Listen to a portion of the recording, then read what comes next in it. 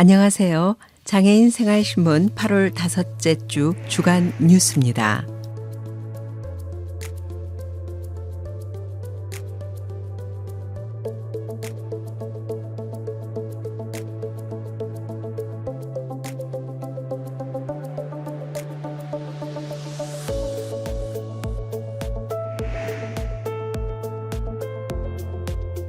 복지부가 일형 당뇨를 장애 유형으로 새롭게 인정하기로 했습니다. 정부가 장애 유형을 추가하는 것은 무려 23년 만의 일입니다. 보건복지부는 8월 22일 장애인 복지법 시행령과 시행규칙 개정안을 입법 예고했습니다. 이 개정안에 따라 췌장장애가 새로운 장애 유형으로 신설되며 내분비 기능 부전으로 혈당 조절이 어려워 일상생활에 상당한 제약을 받는 경우 장애인 등록이 가능해집니다.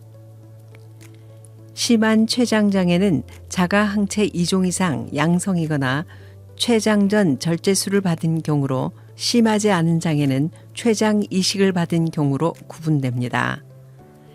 일형 당뇨는 췌장에 베타 세포가 파괴되어 인슐린이 분비되지 않는 질환으로 매일 인슐린 주사를 맞아야 하고 완치는 어려운 상태입니다. 특히 소아 청소년기에 발병하는 경우가 많아 치료비와 연속 혈당 측정기 사용 등으로 인한 경제적 부담이 큰 것으로 알려져 있습니다. 이번 개정안에는 또 모바일 장애인 등록증을 공공시설 감면 혜택 시 사용할 수 있도록 하고, 장애인 등록증 발급 수수료를 신규 발급 시 면제하는 내용도 포함됐습니다.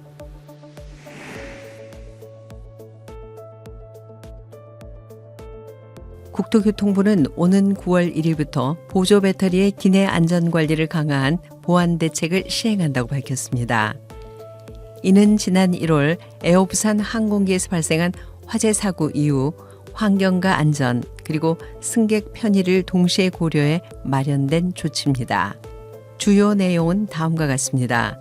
첫째, 기존에 제공하던 비닐봉투 대신 절연 테이프를 수속 카운터와 보안 검색대, 탑승구 등에서 제공하며 승객이 직접 단자 보호캡이나 보호 파우치를 사용하는 것도 허용됩니다. 둘째, 모든 국적 항공기는 격리 보관백을 최소 2개 이상 의무 비치해야 합니다. 이는 보조 배터리 화재 발생 시 초기 진압 후 안전하게 격리 보관하는 장치입니다. 셋째, 기내 선반에는 온도 감응형 스티커를 부착해 내부 온도가 상승할 경우 색이 변해 위험 상황을 조기에 인지할 수 있도록 했습니다. 또한 승무원 훈련 강화, 기내방송 최소 2회 이상 실시, 국제 민간 항공기구와의 국제 협력도 함께 추진됩니다. 기존 반입 기준도 유지되며 100와트시 이하 최대 5개, 100에서 160와트시는 최대 2개까지만 반입 가능하고 160와트시 초과 제품은 반입이 금지됩니다. 질병관리청은 9월 22일부터 2026년 4월 30일까지 2025-2026절기 인플루엔자 국가 예방접종을 실시한다고 발표했습니다. 대상은 생후 6개월부터 13세 이하 어린이, 임신부, 65세 이상 고령자입니다. 대상자별로 접종 일정은 순차적으로 다릅니다. 9월 22일부터는 2회 접종이 필요한 만 9세 미만 아동, 9월 29일부터는 1회 접종 대상 아동과 임신부, 10월 15일부터는 75세 이상 고령자, 이어서 70대 및 65세 이상 어르신 순으로 접종이 시작됩니다. 특히 이번 절기부터는 3가 백신으로 전환됩니다.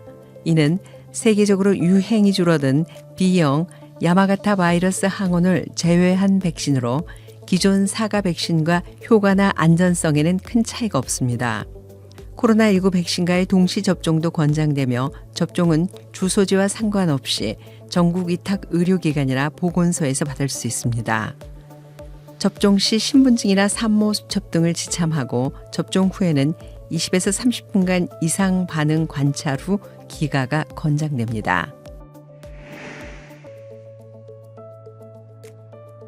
인천시가 장애인과 국가유공자 차량의 주차요금 자동 감면 제도를 시행합니다.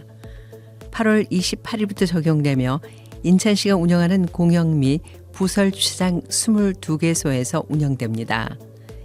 기존에는 주차장을 나설 때 증명서를 제시해야 했지만 앞으로는 자동차 번호 인식 시스템을 통해 사전 등록된 차량의 경우 별도 절차 없이 자동으로 감면이 처리됩니다. 또한 9월부터는 다자녀 가정 차량도 자동 감면 대상에 포함됩니다. 인천시는 이 조치로 불필요한 대기 시간을 줄이고 공공시설 접근성을 높이는 효과가 있을 것으로 기대하고 있습니다. 지금까지 장애인생활신문 미디어생활 주간 뉴스였습니다.